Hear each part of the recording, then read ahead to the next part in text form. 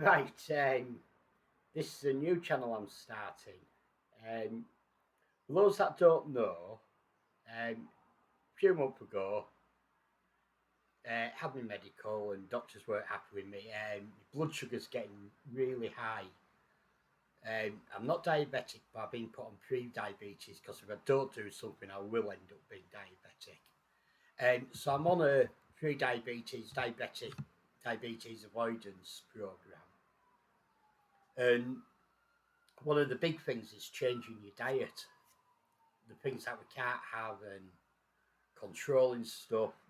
So what I thought I'd do is, I have a background in catering, so I've actually found it quite easy changing from processed meals because I live alone. Ready meals very easy. Takeaway is very easy. So I've taken to doing a lot of batch cooking and freezing it and storing, having 5-6 different types of meals in the freezer. Very easy after work if I'm had a long day. Just bang it in the microwave. Done, dusted. Only stressing once a week, but it's hard getting that nice feel.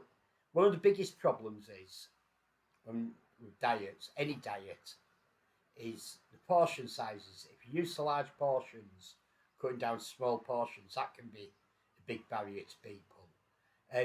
Getting flavouring, because when you start taking fats and sugars out of your diet, which you have to with diabetes and pre-diabetes, you lose a lot of the flavour. So I've been doing quite a few things. So I'm going to start recording the recipes and go through them, and hopefully they'll be helpful. I'll put a small link in here right now, which will show you, well, I'll tell you what I was weighing 8.5 weeks ago to what, and I'll show you what I am now, and that's fully clothed. So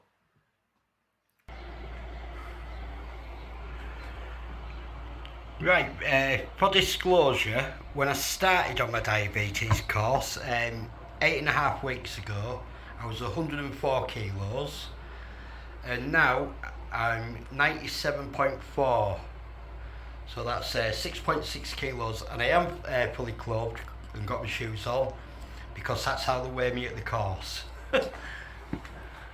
I've lost around nearly a stone in 8 weeks.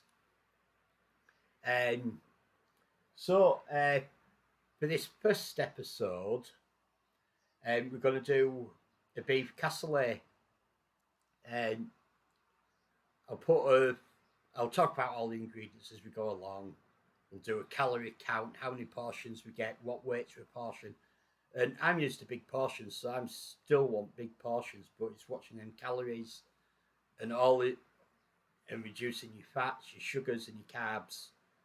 This has very few carbs in it, minimum amount of fat. This is probably the most fattiest meal I've actually been making, and may have to add a little bit of sugar. We'll see how we go. So let's move over to the kitchen. Right, let's meet our ingredients. So the first one, and we can't get away from this, is our cooking oil.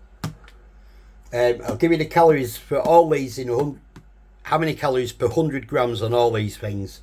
So oil is shocking. It's 900 calories per 100 grams, which is 100 millilitres. We're going to get away with our big pan's worth only using 50 mils of this. It's really bad. Our naughty ingredient, we're going to use some bacon. Adds so much flavour. We get a bit more fat from it, but like we're going to get 7 or 8 portions out of this. So 150 grams between 7 portions is not a lot. This comes in at 190 calories per 100 gram. Next up, we're using lean beef stir-fry strips from Iceland, less than 5% fat, they tell us. I use this, get 3 of these bags for a tenner from Iceland. we're only using one bag, 350 grams. This is 126 calories per 100 gram. We'll cut this up a bit smaller, so we're not only eating healthy, good sized portions, we also, in this cost of living crisis, looking after our wallets as well. Next up, we come on to the beans. These have already been soaked for 12 hours in my fridge. I've then drained them and rinsed them. So we have in here 4 types of beans, 100 grams of each to start it at. And there's about a kilo in weight now that they've been re-soaked. So we've got pinto beans, which are 327 calories per 100 gram. Butter beans, 295 calories per 100 gram. Argentinian beans, 198 calories per 100 gram. And crab eye beans, which are 187 calories per 100 gram. And these are a carbohydrate. These are a complex carbohydrate, so it breaks down slower, so it isn't a massive hit on our body's blood sugar. So this is our carb. And then we come to our veggies. So we're going to start with garlic, because this is going to help add flavour. This comes in at, garlic's actually quite heavy in calories. It's 149 calories per 100 grams. But we've got 35 there in the bulb. We're going to use this full bulb, but by the time it's peeled, we'll have about 30 grams. So about 45 calories, maybe 50. Next up we have onions. We're going to use all 3 of these onions. Onions coming at 42 calories per 100 gram. Carrots, got 600 grams here. We're going to use all these as well. These come in at 41 calories per 100 gram. Celery, this we're going to use this full head. This comes in at 14 calories per 100 gram. Got a full bag of cherry tomatoes. Going to use all these. These come in at 18 calories per 100 gram. What else we got? We've got mushrooms going in. These are 22 calories per 100 gram. And we've got some beetroot. This is going to use all this. That comes in at 43 calories per 100 gram. We're using the beetroot and the cherry tomatoes because the next ingredient that we'll be using is tin chopped tomatoes. These come in at 22 calories per 100 grams, so 88 per tin. But tin tomatoes, you lose the sweetness. I don't know what they do when they tin them, but they lose the sweetness and they become a bit bitter. And one of the ways you can get around using tin tomatoes is adding a spoonful of sugar in to replace that sweetness. But we don't want to be adding sugar into stuff because we're cooking for pre-diabetes. So we'll get a lot of natural sweetness from the beetroot and some more from the cherry tomatoes. And we will also be using tomato puree. There's half a tube left here. We'll use all this, and this comes in at 90 calories per 100 gram. We'll be adding some more flavour with some dried basil. Really struggling to get some fresh at the moment, or would have had fresh, but nowhere seems to have any in. So you're on dried basil, and we'll add a little bit of crushed chilli in. We don't want it spicy, but we'll just add a little bit to give it a bit of flavour in there. Obviously our black pepper and our salt. Taking it easy on salt because we're looking after our hearts. And that's all our ingredients. So I'm going to start chopping up some veg. Show you what size we chop it to. And we'll start cooking some stuff. So back when I've chopped a little bit. Okay, so I've got everything chopped up. As you can see, there's no fancy chopping gone on. About going for sort of like a centimetre quarter of an inch. We're not in a restaurant, you're cooking at home. It's a cassoulet is a big stew, so it's hearty. So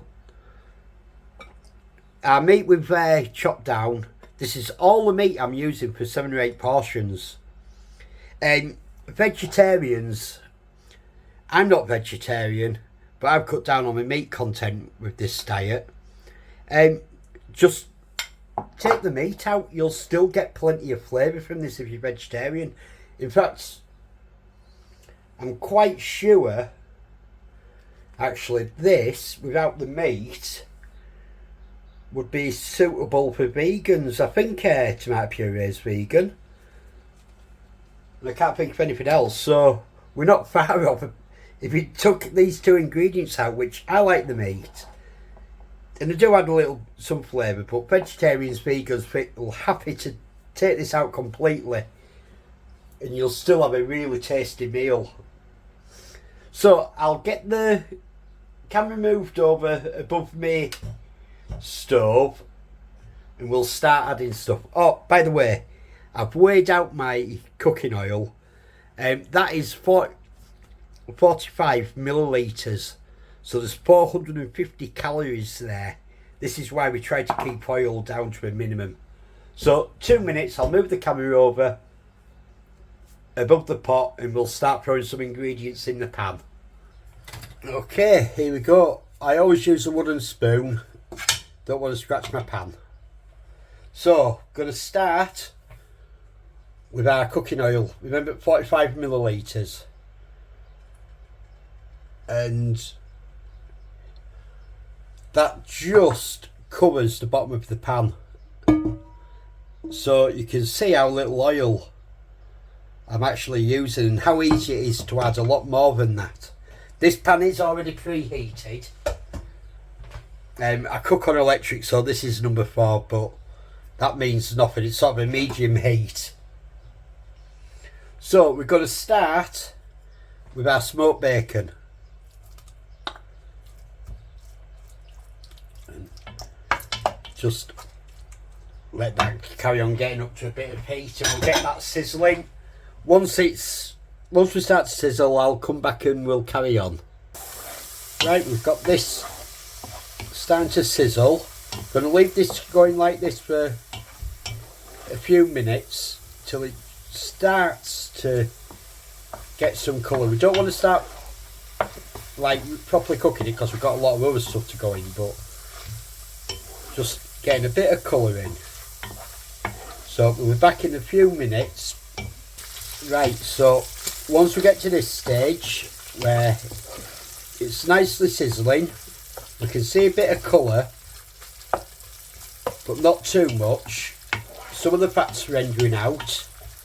We're going to start adding our root veg in. So in with our onions.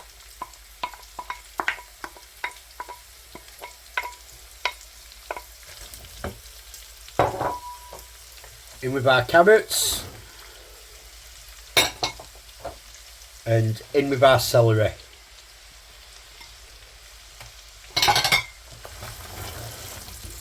Nice, good stir.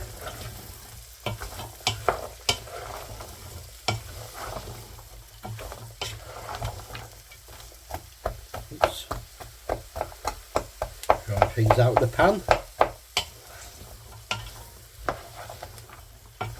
So I'm going to keep this sweating away. I'm going to put the lid on.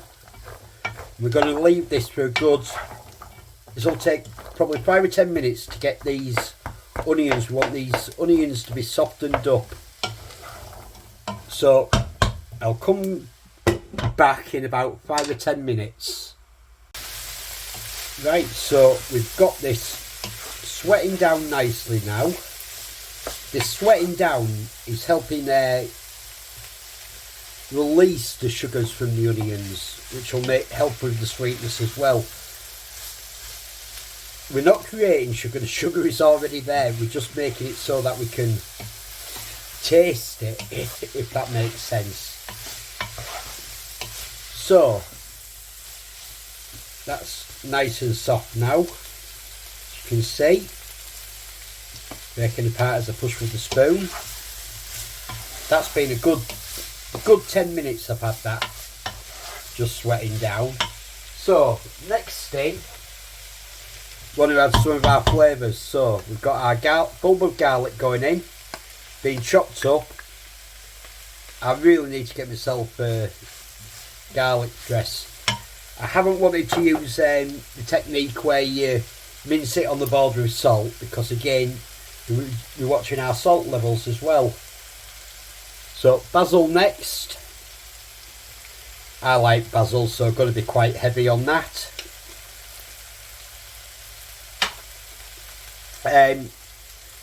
Crushed chilies. Not adding much of this at all. Just a little sprinkle. We're not trying to add a chili heat, we're trying to add a spiciness.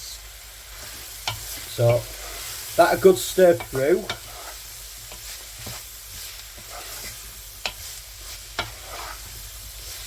It's a shame we haven't got smells, because just from this it smells lovely.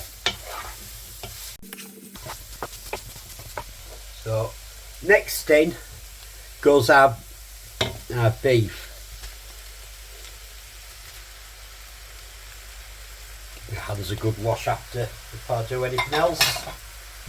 So we want to cook this now until we have all this beef coloured.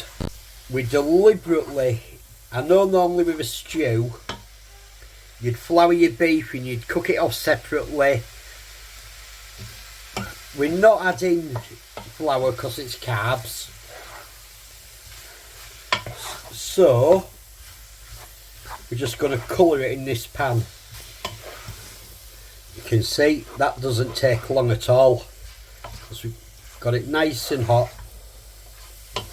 That's another nice thing about this recipe I forgot to say.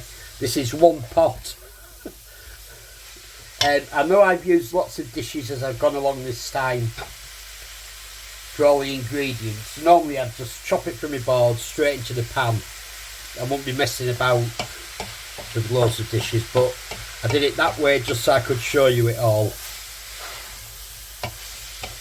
So I'm quite happy that's all coloured now. We've got no more red showing. So next, in with our beetroot. I love beetroot. This is already cooked and peeled when it's bought, so because beetroot does take a lot of cooking, so I've just chopped this up. A tip for your beetroot: buy it from Home Bargains. It's only 39p for 250 gram pack. And it's a lovely vegetable. So next is our tomato puree. There's about half a tube left here, and I'm going to use it all in this.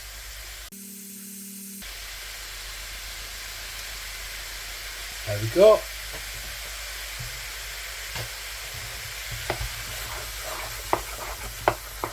Really good mix with the tomato puree. Tomato puree takes some cooking out, so I'm going to put the lid back on this and leave it for a few minutes. So we'll come back in a few minutes time. Right, I've had a bit of a hiccup with the video when I've come to editing it, and the next section's actually not recorded properly. So after letting the tomato puree sweat for 4 or 5 minutes, I did the 2 tins of chopped tomatoes, about a pint of water, all the beans went in, all the mushrooms went in, give it a really good stir, and I put the lid on and leave it to simmer for an hour, hour and a half, and then we'll be back to the final stages now.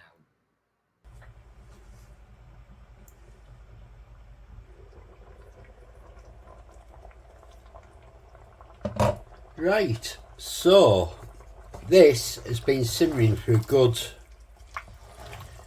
hour and a half, and you can see how thick it is now. So all we've got to do now, give it a taste and season it with some salt and pepper. And you can see it's just solid goodness with a nice bit of sauce. So you can see it's got a nice thickness there. We've added no starch, no corn flour, nothing like that, no flours to thicken this, so it's just reduced nicely. Give it a taste. That's nice. Not far off, so add some pepper.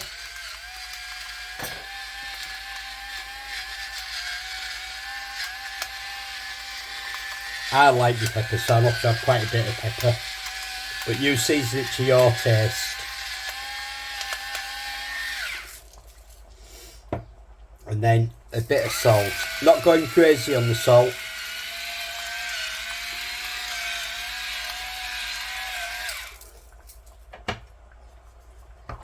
Give it a good stir in. Make sure it's really well stirred before you taste it again for checking your seasoning. Bear in mind, this is all the seasoning we've added here. Everything is from the veg, and then bits of bit of herb and bit of spice.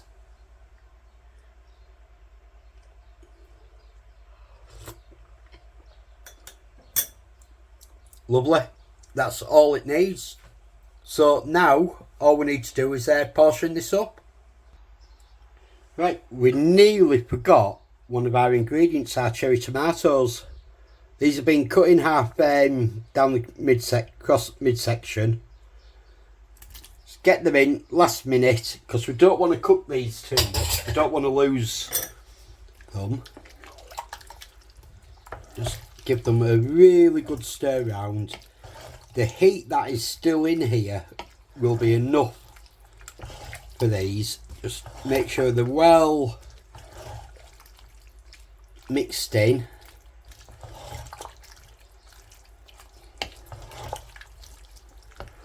There we go. And we can start portioning. So just lift my board over, my pan over. Right, so we're over at my work surface. So I've got my scales, because I'm only going to bother weighing the first one because I'll do them all roughly the same. But a couple of scoops. Not too worried about getting the sauce because we'll go back and get sauce at the end. But roughly 450 grams. That's a really good portion, is that. So I'll get all these portioned up. We'll see how many we get. And I'll come back to you. Right, so as you can see, I've got 8 portions out of this. All roughly the same size, 450 grams, which is a pound in weight. That's a good size portion. And these come out at 385 calories each. Done all the maths on it. I'll put all the maths and the quantities in the description. And if you like this, let me know and I'll carry on doing things like this. I'll do more of these recipes for you. Okay, so if you've managed to watch to the end, thank you very much. And we may do more cooking for diabetics.